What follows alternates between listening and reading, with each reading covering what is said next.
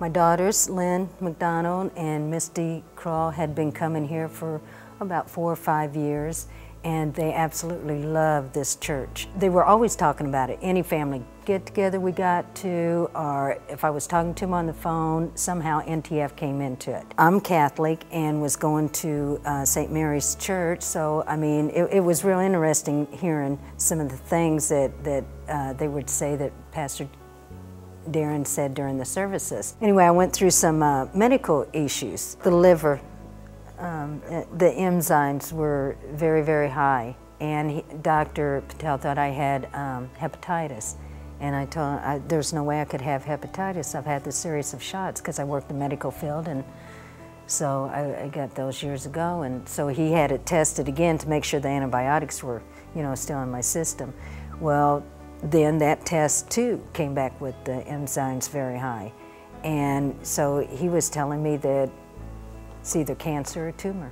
And I was scared and I was worried, and I was going to tell my girls, but then I need prayer, and so I ended up telling them, well, the first things out of their mouth is, Mom, you've got to go to NTF, you've got to meet Pastor Darren, you've got to, let's go there to pray, let's go there to sing, you've got to go there. So I usually went to St. Mary's on Saturday night, so Sunday was free. So I walk in, and of course I didn't know anything or anybody, and I'm looking around, and I see my girls talking to this tall, nice-looking guy. And so I'm getting ready to walk over to him, and immediately Misty's like, there's Mom. So Lynn said, let's go over there, and Pastor Gary came over, and he introduced himself and said that your girls told me of your medical problem. And I'm like, oh, wow. And he says, is it okay? Let's pray. I want to pray over you right here and now. So we all held hands in a circle, and Pastor Gary started praying right then and there.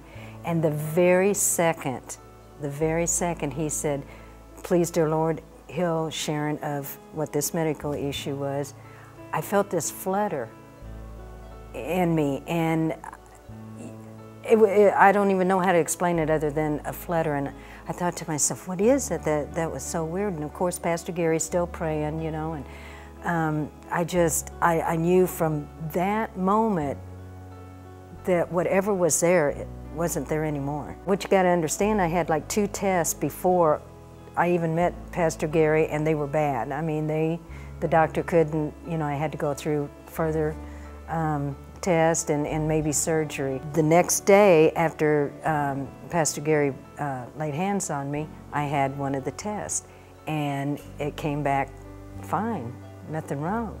Well, the doctor says, no, he said, that cannot be. He said, we've got to run another one.